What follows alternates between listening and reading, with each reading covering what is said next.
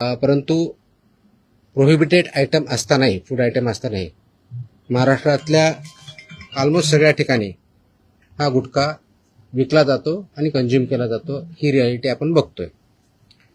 मग याच्यावरती पर्याय काय?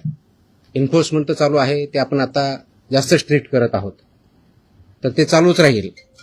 परंतु याच्यावरती काही डेटरन्स असा क्रिएट करता येईल का की ज्याच्या माध्यमातून, कारण प्रोड्युसर तर इथं नाही आहेत प्रोहिबिटेड असल्यामुळं, ते बाहेरून आपण याच्यामध्ये इन्व्हॉल्व असणारे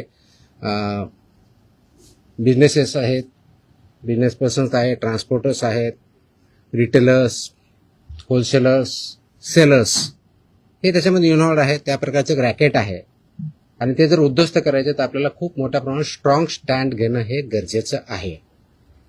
ह्या निष्कर्षापर्यंत शासन पोहोचलेलं आहे आणि म्हणून मध्ये बऱ्याच वेळेस याच्यावरती डिस्कशन पण झालं की काय केलं पाहिजे. आणि मी इथं जॉईन झाल्यानंतरही याच्यावरती आम्ही विचार केला काय करता येईल, कारण याच्यामध्ये this is a danger to public health आणि म्हणूनच तो आयटम प्रोहिबिट केलेला आहे. तर पब्लिक हेल्थला जर डेंजर असेल आणि तो आयटम प्रोहिबिट केलेला असेल तरीही त्याचा व्यापार होत असेल, तिथं ट्रान्सपोर्ट होत असेल, होलसेलर विकत असतील, सेलर विकत असतील आणि तो अवेलेबल होत असेल, तर त्याच्यावरती स्ट्रिंजेस्ट पॉसिबल ॲक्शन घेणं गरजेचं आहे. ह्या निष्कर्षापर्यंत पोहोचल्यामुळं आज दिनांक 12 जून रोजी मी मोका लावण्याचे आदेश पारित केलेले आहेत. So we have issued the order saying that MCOCA provisions will be, MCOCA कायदा, मकोका ज्याला आपण म्हणतो, Maharashtra control of organised crimes act 1999 हा आम्ही इन्व्होक केलेला आहे. ही माझी त्याची ऑर्डर आहे इश्यू केलेली.